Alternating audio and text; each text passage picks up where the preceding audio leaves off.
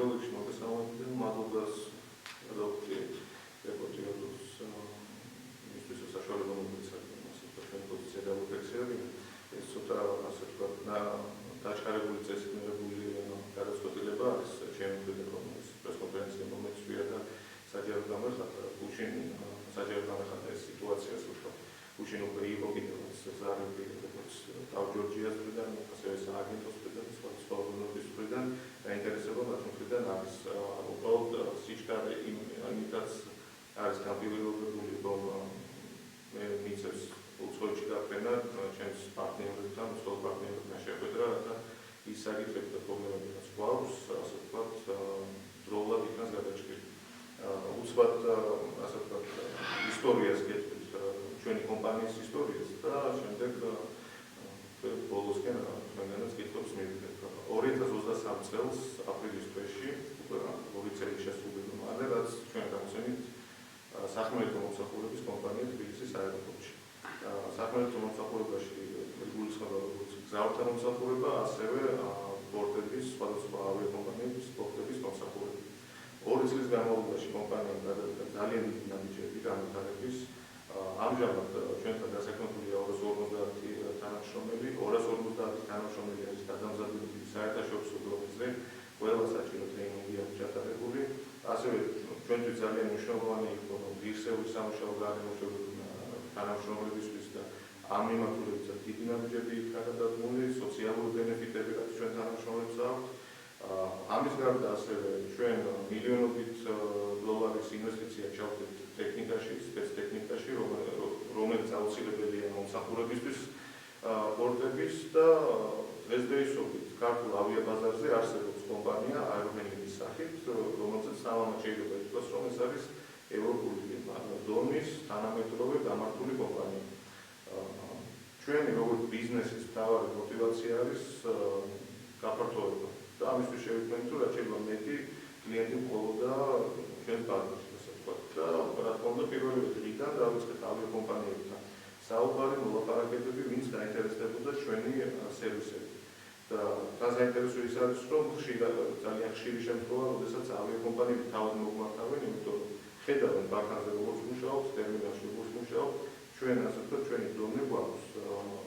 უკვე მიღწეული აეროპორტში და ეს დაუნახავი ასე ვთქვათ შეუმჩნეველი არ გახდა ავიაკომპანიებისთვის მთელი პრობლემა მოკლედ ჩვენი საკითხის არის ის რომ თბილისის აეროპორტს ყავს თავარი ოპერატორი ფრანგული TAV Georgia რომელიც 2006 წლიდან მოყოლებული მართავს თბილისის საერთაშორისო აეროპორტს 2006 წლიდან მოყოლებული ეს არის ხელშეკრულება სახელმწიფოსა და თავშეობის გაფორმება რომელიც არის საიდუმლო ხელშეკრულება არავინ დღემდე ეპოქები შეიცვალა და ეს ხელშეკრულება კიდევ არ არის საჯარო ახორციელებს ოპერირებას თავი და ახორციელებს ეს არის კლასიკური მონოპოლია ერთნაირ ბაზარზე ხოდ თავის თავს ეკუთვნოდნენ არავინ არ ამოწმებს ბაზარის დონეს და ასე იყვნენ 20 წელი შემდეგ გაჩნდა კონკურენტი კომპანია და თავმაც ესე იგი კლასიკური მაგალითი არის დომინანტური მდგომარეობის გამოყენების, როცა ხელი შეშლა დაიწყო ჩვენი გაფართოებას. და ხელი შეშლაში იგულისხმება ის, რომ პირდაპირ დაუხარავად გვეუბნები ყველა დონის საუბარზე, მენეჯმენტის დონეზე საუბარი, იურისტებს შორის საუბარი, პირადი საუბარი, რომ ახალი კლიენტების დამატება არ მოხდება. ჩვენ პირდაპირ დავბლოკავთ ნებისმიერი კლიენტის დამატებას. ეს არის პირდაპირ, რასაც თავი გვეუბნება. და როდესაც ჩვენ არგუმენტს ვთვლის საფუძველზე თავი ძალიან მარტივ პასუხს იძლევა ხელშეკრულება, რომელიც საიდუმლოა და არავინ არ ვიცით რა ხელშეკრულება არის და ასევე იცისშვებს თავი მთავრობისკენ გაუგებარი ასე ვთქვათ არგუმენტაციით ან უბრალოდ მთავრობის გადაწყვეტილებით და ჩვენი ხელშეკრულებით ეს ასე არის და საბოლოოდ მივედით იმ სიტუაციამდე რომ კომპანია სადაც მილიონობით დოლარის ინვესტიცია ჩავდეთ სადაც ჩვენი სახელმწიფო ფონდი 100.000 ლარი არის და გარდა ამისა სხვა სოციალური ბენეფიტებიც გვაქვს თანამშრომლებისთვის გამოყოფილი. ჩვენ არ გვაქვს სხვა ასე ვთქვათ არჩევანი გარდა იმისა რომ შევაჩერებთ ჩვენ ოპერირება თბილისის აეროპორტში. მიმაჩნია რომ 1 მაისი არის სწორი თარიღი, იმიტომ რომ 1 თვე არის იქამდე და ამ 1 თვეში ჩვენს კლიენტ კომპანიებს რა შეექმნათ პრობლემა შემდგომი რეისების ერთ თვე ავიღეთ, რომ 1 მაისიდან შევწყვეტ ყოველგვარ ასე ვთქვათ ოპერირებას არ შევწყვეტ, არამედ შევაჩერებთ ყოველგვარ ოპერირებას აეროპორტში და პარალელურად განცხადება უკვე მზად არის, ყველაფერი მზად არის, რომ მივმართოთ საქართველოს კონკურენციის სააგენტოს, იმიტომ რომ ჩვენ მივაჩნია პირველი ეს სააგენტო ძალიან კარგი ავტორიტეტის აღწევს და ჩვენთვის იმედი არის, რომ სააგენტოში მაინც სამართალს ნახავთ და მეორე საკითხი ის არის, რომ რეალურად სხვა ალტერნატივა არც არის ჩვენთვის. აი ეს არის ესე იგი მთავარი პრობლემა რაც არის ჩემი გადასახედიდან, ჩემი კომპანიის გადასახედიდან, ეს არის 2006 წელს დადებული ხელშეკრულება კომპანიას, რომლის პირობები არავინ არ ვიცი. ერთი რაც არის, რომ ზოგადად იყო რა თქმა უნდა აეროპორტებზე განვითარებულიყო და როგორც უკვე ასე ვთქვათ გამოცდილი ავიასპეციალისტი და კომპანიის მფლობელი გეუბნებით, რომ ის რაც თბილისის აეროპორტში ხდება, ბევრი წელს ვერ ავიღეთ კრიტიკას, ინფრასტრუქტურის განვითარებას, გულისხმობ ტერმინალის განვითარებას, სხვადასხვა სერვისების ასე ვთქვათ ხარისხს და ასე შემდეგ. ელემენტარულად არ არის ბარქანი მოწესრიგებული, არ არის თვითმფრინავების სადგომი ადგილები, არ არის ტრანზიტული ზონა, სრული კატასტროფა არის ამ მხრიდან. ეს კომპანია 20 წელი ოპერირებს და მაშინ, როდესაც ჩნდება ალტერნატივა ჩვენი სახით, სადაც ასობით კაცი არის დასაქმებული, სადაც მინიმუმ ჩნდება ქართულ ავიაციებში კონკურენციის საკითხი. კონკურენციას რა მოაქვს? დაბალი ფასები, ან ფასების დაწევა, ხარისხის მომატება, ყველა სარგებლო საკითხი. გზავნილს, საქართველოს სახელმწიფოს, ქართული ავიაციებსაც და ყველა წაგებული ამ ჩვენი იქ არსებობით არავინ არ არის. არ ვიცი. სამწუხაროდ ეგეთი სიტუაცია არის, რაც არის შესაბამისად, აი ეს გადაწყვეტილება მივიღებ პირადად ჩემს გუნდთან ერთად, რომ ალბათ ასე აჯობებს შევაჩეროთ ჩვენი ფუნქციონირება. ეს საკითხი რამდენი კითხვა მექნება, ანუ ბრძანეთ, რომ 2006 წელს არის ხელშეკრულება გაფორმებული. იმის მერე შეიცვალა ხო ხელისუფლება. ის ხელშეკრულება გრძელდება და მოდის დღემდე რა ინფორმაცია გაქვთ და რატომ არ დაინტერესდა დაუშვათ შესაბამისი რაღაცა სახელმწიფოებრივი სტრუქტურები, რომ ჩაიხედონ ამ ხელშეკრულებაში. კი ბატონო, 2006-ში მოიწერა ხელი, დღემდე ის ხელშეკრულება მოქმედებს, თუმცა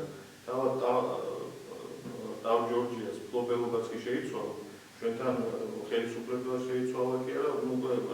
თაობა გაიზარდა 2006 წლიდან მოყოლებული, ხო? და ასე ვთქვათ, აპელირება ხდება კვლავ იმ ხელშეკრულებაზე, რომელიც არის საიდუმლო, არავის თვალით არ მოხდეს ეს ხელშეკრულება, თავის გარდა და თავშიც რამდენი კაც აქვს ნანახი, მაგრამ აუცილებლად შეიძლება იქაც ერთი კაცი იყოს. და თან საინტერესო რა არის ამ პერიოდში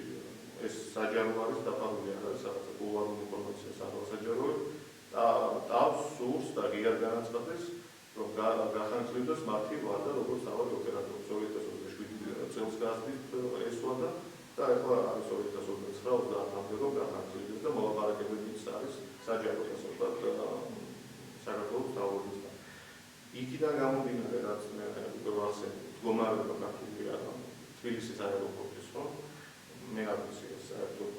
ვის თავ შეიძლება მოსულიყო, რომ მოდი კიდევ გავაუძლებლოთ ჩვენი აეროპორტი, იმიტომ რომ კრიტიკას ვერ უწევს საერთოდ ჩვენი აეროპორტის მდგომარეობა და 20 წელიწადში თუ ეს გაგეთდა, რაც გაგეთდა, იმ 3 წელიწადში რა უნდა გაკეთდეს უკეთეს. ფრანგული კომპანია გარკვეულწილად რაღაცნაირი პრესტიჟია, მოლოდინია განვითარების პროგრესის, ხომ? ეს მონოპოლია ძალიან ცუდია საქართველოს მსგავსი ქვეყნისთვის და ზოგადად საერთოდ კანტრისთვის. თქვენი კომპანია 2020 ანუ ახალ კომპანია რის ბაზაზეა შექმნილი ეს კომპანია, უფრო ცუდად რომ ვითხრათ ჩაგვახედოთ თქვენს იმაში და ანუ რა პასუხი აიგზავნეთ დაგვირეკესო, რა შეთანხმება შეიძლება, რა მოლოდინები გაქვთ რომ მიაღწიოთ. მოლოდინები ამიტომაც უკვე მაგალითად ვთქვათ აღარ გვაქვს თავთან რაიმე სახის მოლაპარაკება შეიძლება თავთან პირდაპირ კომუნიკაცია და ამ სახის ურთიერთობაც ასე ვთქვათ მივახციოთ შედეგს, იმიტომ რომ 2 წელი გრძელდება ჩვენი ასეთი ურთიერთობა, არ დავთვალოთ ყველანაირი ცდელობა მქონდა, ყველანაირი მიდგომით, ფორმით, ჩვენი შეთავაზებები გავუგზავნოთ, რაც ერთმნიშვნელოვნად და ამას რა თქმა უნდა კონკურენციის სააგენტოში წავაგდეთ. ისეთი იყო შეთავაზებები, რომელიც ჩვენს გაწყობდა, მათაც აწყობდა და არავის ინტერესი არ წინდებოდა, მაგრამ არ ვიცი, ასეთი კომპანიის სტრატეგია და კი არის უცხოური ბექგრაუნდის, მაგრამ შედეგი მთავარი მეგონი და არის რომ პასპორტში ან რეგისტრაციის ადგილი რაღაცა სხვა ქვეყანა იყოს მითითებული. ეგეთი ის არის. მოლოდინი არ გვაქვს თავთან ურთიერთობის, იმიტომ რომ 2 წელი ალბათ საკმაოდ არის ჩემი გადასახედიდან, პირადი სახედიდან, რომ ყველანაირ კლინიკებზე ვთქვათ, რომ ყველანაირ ხაზი მოლოდინი გადავარებულია და უკვე სახელმწიფოს უნდა მიმართო, რათა რაღაცა შედეგი სამართალს იქნება. ვინ არის კომპანიისთან ფუძემდებელი და რა კავშირი აქვს კომპანიასთან ბატონ თამაზ გაიჩუს საქართველოს არიზონის დამფუძნებელს და რატო გეკითხებით ამას ბარემ ახლა გითხოთ რომ მაინც უნდა გითხოთ თუ აქვს კავშირი თამაზ გაიჩუს თქვენს კომპანიასთან არ არის დამალული რომ თამაზ გაიჩუს ძალიან ისეთი პოზიტიური ურთიერთობა საქართველოს ხელისუფლებასთან ეს არ არის სააკაშვილის დრო, როდესაც ის რაღაც დაპირისპირებაში იყო მაშინდელ ხელისუფლებასთან, რატო ვერ მოხერხდა თუ კავშირი აქვს ბატონ თამაზ თქვენთან, რატო ვერ მოხერხდა მისი ავტორიტეტის ან მისი გავლენის თუ რაღაც ნაცნობობის თუ რაღაცა, იმიტომ რომ მას აქვს გავლენები, ხო არ საერთოდ მარტივად კომპანიის დამფუძნებელი მე ვარ და ასევე მმართველი მენეჯერიც. ამ კომპანიის შექმნაში და ამ ინიციატივაში პირადად მე ჩემი კავშირების გამოყენებით რომ ავიაციაში დიდი ხანია ვარ უცხოური კაპიტალის ასე ვთქვათ დავაინტერესე საკითხით და შემოვიდნენ კიდევაც და ეს უკვე ერთად ვაკეთებთ ამ საქმეს სადაც ვაკეთებთ და უცხოურ პარტნიორებს ჩემი ვთქვა რომ ძალიან შოქშიც არიან იმიტომ რომ ასეთი სიტუაცია რომ ისინი გამოცდილი ნაბერტორები არიან არც და ნორმალურ აეროპორტში არ ხდება რაც ჩვენთან ხდება როგორც ინფრასტრუქტურის მიმართულებით, ასევე უბრალოდ საქმიანი დამოკიდებულების მიმართულებით. რაც შეეხება თამაზ გაიაშვილს, და ეს ისედაც ცნობილი ამბავია, რომ ჩვენ სივრცეში, ავიასივრცეში უნდა და თამაზის გვაქვს პირადი ნაცნობობა, პირადი ურთიერთობები, პირადი ახლო ურთიერთობები, მაგრამ კომპანიასთან დაკავშირებით მას არაერთი ინტერესი არ აქვს და ჩვენი ამ ნაწილში ურთიერთობა აქვს მხოლოდ პირადი საკითხი და მეტი არაფერი და რაც შეეხება მის ურთიერთობებს, ამაზე ვერ გეტყვით, რომ არ ვიცი, ვერ გეტყვით ახლა ის და როგორ ურთიერთობებია სერიოზულად. თქვენ აღნიშნეთ, რომ კი არ დროებით აჩერებთ, როგორც რა ბედი ეწევა 250 თანამშრომელს, როგორც წავიკითხეთ და რა ბედი ეწევა იმ კომპანიებს, რომლებსაც თქვენ ემსახურებით, როგორც მივხვდით, თქვენ და ტავს განაწილებული ყავთ, ხო ესეა რაღაცა ნაწილს თქვენ ემსახურებით, მცირე ნაწილს, რაღაც ნაწილს ტავი, მაგრამ აი თქვენ ვისაც ემსახურებით, როგორ გადანაწილდება აი ეს პროცესი? სიტყვა შეჩერებაშიც იგულისხმება რაღაცა მართვალი იმედის, რომ ვაჩერებ და არა ვწყვეტ. ვაჩერებ იმიტომ, რომ კონკურენციის საერთაშორისო პარალელურად ვეძებოთ და მიგვაჩნია, რომ ერთი თვე არის გონებული ვადა იმისთვის, რომ ერთი თვე ავიაკომპანიებს, ჩვენს კლიენტ კომპანიებს არ შეექმნათ საფრთხე და პრობლემა გადავიდნენ და ისევ ტავი მომსახუროს. მათ რაც შეეხება კონკურენციის საერთაშორისო ჩვენ იმედი გვაქვს, რომ დაინტერესება მათი მხრიდან იქნება სერიოზული და თქონდა ცოტა ასე ვთქვათ, როლი იქნება რეაგირება. და რაც შეეხება თანამშრომლებს, ყველაზე მძიმე საკითხი ჩემთვის არის ზუსტად თანამშრომლების საკითხი, იმიტომ რომ ამ 2 წლის განმავლობაში ალბათ 90%, მინიმუმ 90% პირადად მე შევხვდი დასაუბრებაზე, მე ამბავდა ეს ხალხი, რაც ვთქვათ, კონკრეტული მიმართულებით და მათი გადამზადება იქნებოდა ჩართული ვარ ამ პროცესში და ყველას 250 კაცს შეიძლება უახლოეს რამდენიმე თანამშრომლის ისაცუდა პირადი საკითხები, პირად ურთიერთობაში ვარ შესული ამ ხალხთან და რა თქმა უნდა მათი უმუშევრობის საკითხი ყველაზე მძიმეა ჩემთვის, მაგრამ უბრალოდ გადასახედი არის, რომ ბიზნეს გადასახედი რაღაცა სიგიჟეში ამოყავით და გაფართოების საშუალება არ გაქვს, სახელმწიფო ვალდებულებები გაქვს, ტექნიკის ვალდებულებები გაქვს, შემოხავს მილიონი ტექნიკა და ერთ ადგილი ასე ვთქვათ უდადგებო, იქამდე სანამ იმ ერთ ადგილსაც ასე ვთქვათ რაღაც არ გაგრძელდება. თქვენ კონკურენციის სააგენტოს უკვე მიმართეთ რაიმე ფორმით თუ აზია? ჩვენ კომუნიკაცია, მე ზოგადად მქონდა კომუნიკაცია, ადრე ეს არის თვეების წინ, თუმცა მაშინაც ჩავთვალე, რომ ალბათ გამართლებული არ იქნებოდა ისევ კოლეგიალურისგან, ისევ იმიტომ რომ კონფლიქტური სიტუაცია არ მიდოდა შემექმნა და მეგონა რომ გადაწყდა ეს საკითხი, ასე ვთქვათ, კონფლიქტის გარეშე, ჩვენს კაბინეტებში რაღაცა წელს შემოვაწყდით და ეს თვეებიც ალბათ ჩემი შეცდომა რომ დაიკარგეთ, რომ პაპირებზე მიმართვას გადავდა ეს საკითხი და ხო უკვე სხვა გამოსავალი აქვს. იმიტომ რომ კომპანია რომელიც გააგრძელებს ფუნქციონირება, უბრალოდ ამიტომ ეს საკითხი დარჩეს ასე რომ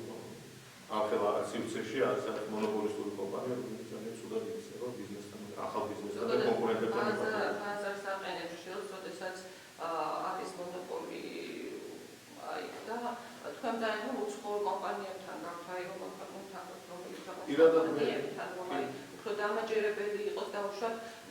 მსმენელისთვის, კითხველისთვის რომ იცით რა 2023 წელი ხო 2006 წლიდან ეს კომპანია ოპერირებს. გასაგებია ინფრასტრუქტურა სჭირდება განვითარება, მომსახურებას დახვეწა და ასე შემდეგ.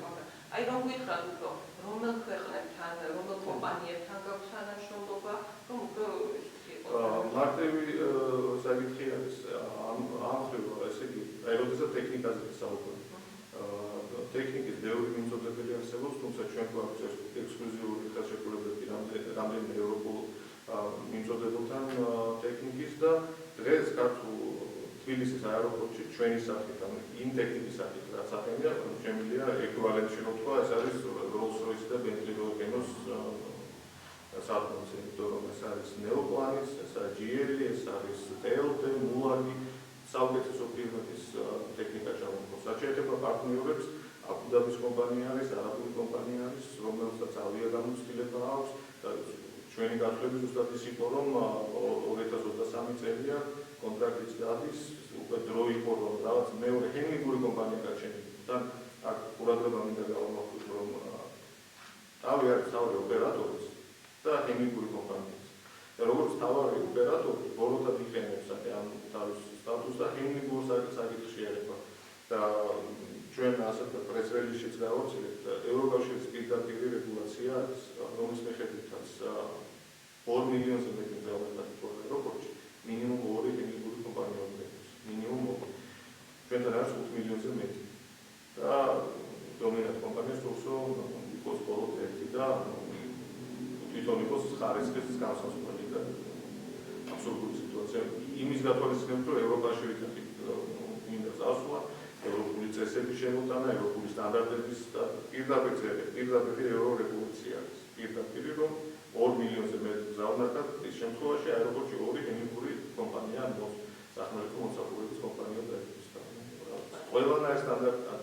არ არსებობს რეგულაცია, რომელსაც ჩვენ არ ვაკეთებთ, ასე ვთქვათ, ვაკმაყოფილებ. ჩვენი არსებობა ევრორეგულაცია, ქართული რეგულაცია. იმისათვის რომ თქვენ სასარგებლოდ მიიღოს კონკურენციის სააგენტომ გადაწყვეტილება და ეს აუცილებელიც არის თქვენ პასუხის განვითარებისთვის. აქვე გამახსენდა, რომ ბოლო დღეების განმავლობაში აქტიურად განიხილებოდა რამდენიმე მსხვილი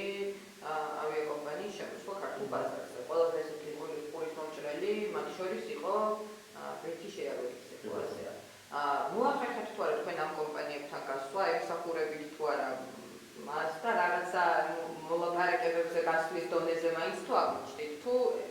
მოემსახურება მათ თავი? მათ მოემსახურება თავი, ჩვენთან არავინ გამოსულ ხაზზე და ეს საწყენიც არის, იმიტომ რომ ამ შემთხვევაში თავი არის, მაგრამ ვინც არის ჩართული ამ საკითხებში, მინიმუმ გადაინტერესდეს მაინც მეორე ჰელინგური კომპანია არის, რომ სპეციალისტები ყავს, ტექნიკა ყავს, რას დავუძვებს, რომ პირობითად იგივე ავიაკომპანია. თვითონ ჩემი პირობები უკეთესი არის, რომ შემდეგ ეს აისახება ბილეთის პასებზე და სხვა ბენეფიტი არის მგზავრისთვის. საერთოდ თითქოს არ არსებობს ამ ხელა სივრცეში 250 კაციანი 40 ერთეულამდე ტექნიკა და ეს რაღაც აბსურდული სიტუაცია. და რაც შეეხება ახალ კლიენტების მოზიდვას ქართულ ბაზარზე, რა თქმა უნდა, პირადად უცხოეთში ასე ვთქვათ, რამდენიმე ქვეყანაში ჩასული სხვადასხვა ავიაკომპანიებს ვესაუბრებოდ, მათი მხრიდან დაინტერესება იყო თბილისის მიმართულებით გასაზე, მაგრამ მე როგორც იცი რომ გამორიცხული არ მიიღება ეხლა ისი აღარ მიდიხარ შემდეგ ნაბიჯებს აღარ გავდო არ ჩემი რეპუტაცია გაიგო და არც თბილისის აეროპორტს არ შეულიყო მაინც არ მინდა რომ საკუთარ აეროპორტს ასე ვთქვათ აღიესრულო და ის რომ ამას გამიგიხარ და შესაძლოა ჩვენ ეს თემები დავაყენოთ პირადად ვიყავთ მე ჩასული რამდენიმე ქვეყანაში ამერიკული ავიაკომპანიისთან შეხვედრები იყო და მათი მხრიდან ზოგადად სურვილი იყო რომ თბილისის მიმართულება გვაინტერესებს ჩვენს შეგვამოწმეს, ჩვენს ასე ვთქვათ, შემოწმების შედეგად დაღმოყილებით დარჩნენ, კი კაი კომპანია